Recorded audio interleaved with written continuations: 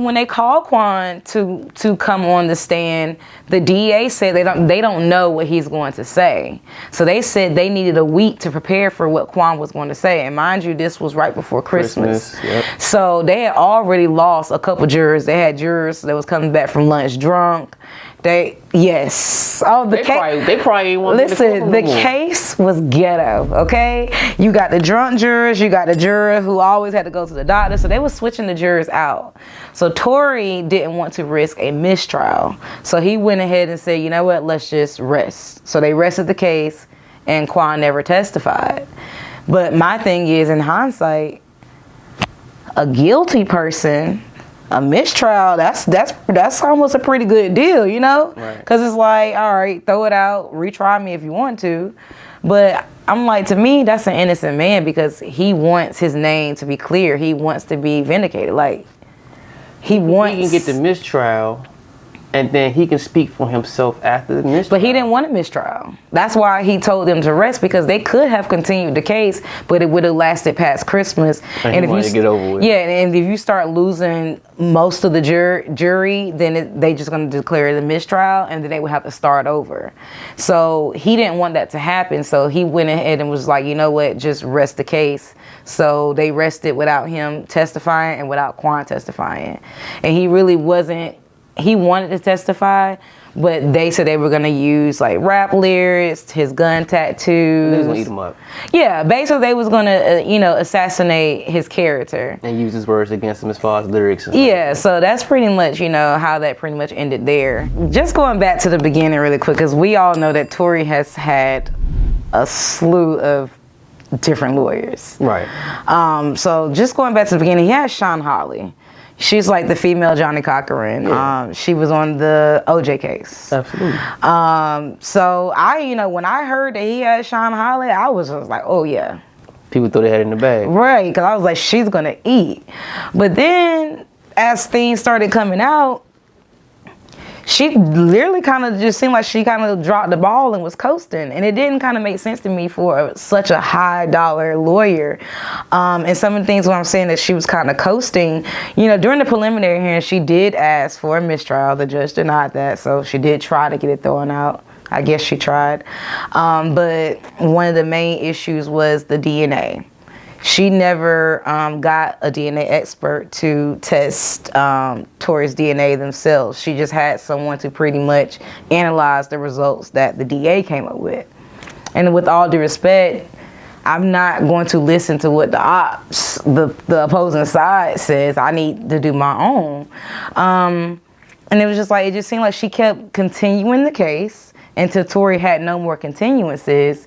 And then she drops off the case because she said she had a scheduling conflict. Oh, wow.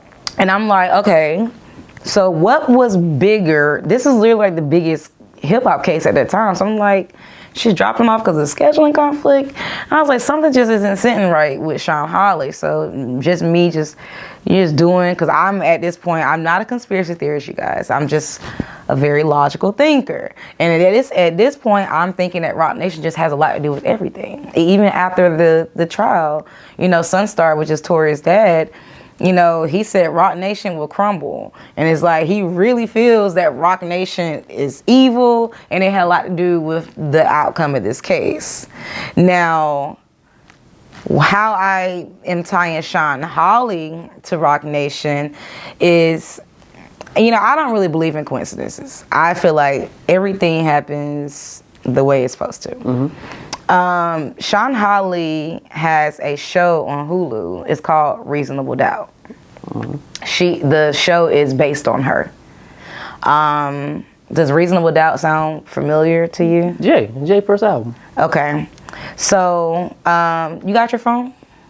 Because I need somebody to Google the names of each episode. And I just want you to read off the name of each episode. So yeah, look up Reasonable Doubt. Shawn Holley's Reasonable Doubt, right? Yeah, or you can just put Shawn Holley Reasonable Doubt, you put HULU. I want you to name the episodes once you find it. I got you. Reasonable Doubt. Okay. Alright. Do drama. Okay, TV series episodes. Here we go. Okay. Yeah, read those episodes out loud for the people so we can hear them. Episode number 1, Can't Knock the Hustle. Episode number 2, Family Feud. Episode number 3, 99 Problems. Episode number 4, Guilty Until Proven Innocent. Episode number 5, So Ambitious. That's one of my jumps. Episode number 6, Renegade. Episode number 7, Nigga What, Nigga Who? What? What did they talk about in that episode? I don't think I would like that one. Episode number 8, Song Cry. And episode number 9, Already Home. So all her episodes are pretty much Jay-Z songs. Jay-Z songs. And all of those had to be approved by Jay-Z. And Rock Nation. So that show released September of last year. Do you know what month Shawn Holley dropped Tory? What month was this? September of last year, when her show was set to come out. Again, I'm not a conspiracy theorist, but it's just, I don't know, to me, I will say this, us, Uptown Alley Fashion, we are big Jay-Z fans also, so I'm kind of hard pressed to believe Jay got his hand in it. Like, I really don't think. I think this is like so low below him right now. Like, man, I'm not saying that Jay-Z himself, has his hand, but of course he's gonna be the face of Rock Nation. And again, Rock Nation is who I feel like is driving the seat here when it comes to why this case seems so out of the norm. So it's just like you have Shawn Holley, who's a top dollar attorney. She literally has dropped all these balls, has continued Tory's case to the point where he has no continuance. So now he has to go to trial in December. From September to December, what we got? October, November. So now he has to pick up a new lawyer. Yeah. So you're trying to play catch up. So at the motion for a new trial, they put out the email that Shawn Holley that sent to Tory, and she pretty much said that she didn't want to go with the Kelsey theory. She said she didn't want to blame Kelsey. So my thing is this. If this is a theory that y'all have been working on and preparing for, why now you don't want to go with the Kelsey theory? Because to me, this is just me in hindsight thinking, if you remove the Kelsey theory, who do we have to blame? You really have no defense. And Tory's literally a sitting duck because, again, if he's not going to say outright who did what, and you want to take away the Kelsey theory, it's like, what do you want us to do at this point? And she also was saying, that the bribery, they were trying to say that she bribed Kelsey, so she was just trying to pull herself back. I just feel like it was just all like just little white lies of why you had to leave the case. Like, to me, it didn't make sense. Because why is the Kelsey theory not a good theory? Because even if that isn't true, it wasn't Kelsey, you have to create the reasonable doubt, because reasonable doubt is what should have won the case. Because if you have a victim who was drunk or possibly on drugs or whatever, then you have conflicting stories, missing evidence, a botched investigation. Then you got the lead detective who got kicked off the case because apparently he was beating his wife. What was his name? Stockner, Detective Stockner. Foodie, add that to the list. We don't have. We got an all-going list. The lead detective. This is just for the trial purposes. This is not me saying what happened or nothing. It shouldn't be on. No, lead detective, gun, fragments, and everybody's ignoring the police report. Yeah.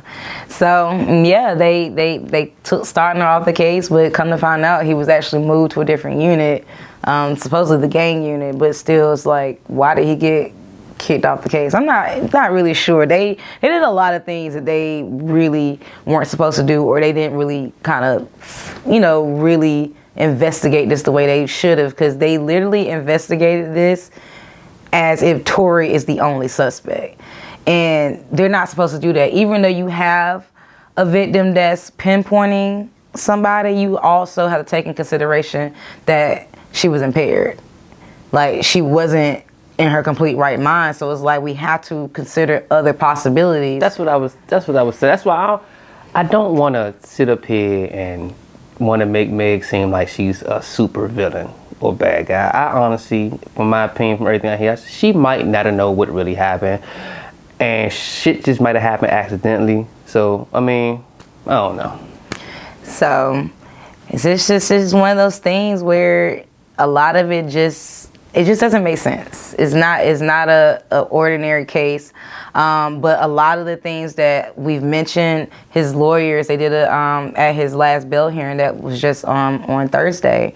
They did a press conference and they said, because one of the YouTubers that I mentioned earlier, Cat Tales TV, she went straight in for the jugular. She was just like, there's no gun, there's no fragments. Everything that we've been listing today, she brought it up. Like, how do you have a case without the most important things? And the lawyer said that they're going to bring all of that up on appeal. So I have a good feeling. Why haven't it been brought up before on other appeals? What is it? Why? Well, this is his first appeal. Oh, first, okay. Motion for a new trial. Can you not bring it up for motion for new trial? So, just briefly on the motion for a new trial, that's only for trial errors. So you have to error of law. So for you to get a new trial, you would have to prove that there was some type of error of law or something like ineffective assistance of counsel.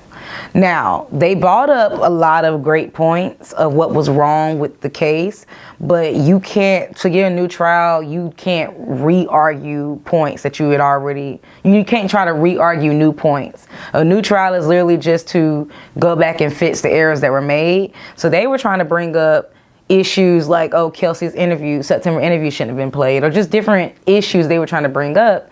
But the judge said, had you had said ineffective assistance of counsel, then all your other issues would have fell under that, and then you would have had to weigh in.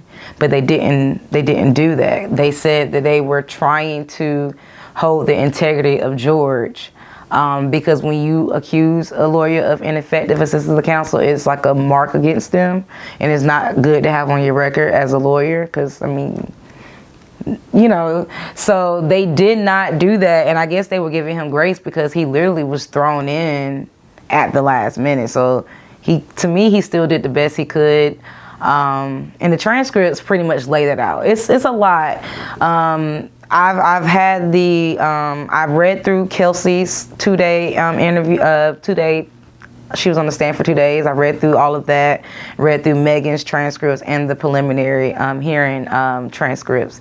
And a lot of things that a lot of people aren't privy to are like the sidebar information that was given out. And being that this case was not televised, they had to rely heavy on people reporting on the case. And, like I said earlier, they all made it their business to say that Megan Cuniff was going to be the reporter, and they didn't give anybody else the benefit of the doubt, especially like Millie. She was actually there. She covered the case. I feel like she took the best notes. A lot of people thought she was making it all up because, again, they didn't have anything to like reference it to, because Megan Cuniff, even though they say she's not biased, she didn't put out anything that would make Megan look bad in a bad way. Millie gave it the raw truth, and people, to try to discredit her because you're just a Tory stan and you're lying. But now that the transcripts are out, Millie didn't miss a beat. She wrote everything verbatim. So it's just like, why are we not, listening to black media? So yeah, I'm not really a fan of Megan Cuniff, because if she... Slack time. All right, so this is messages for the Uptime Allies and the Tea Party. It is Slack time. Make sure you subscribe, like, and comment, and don't forget to hit the notification bell. #UPTAF. Let's get it.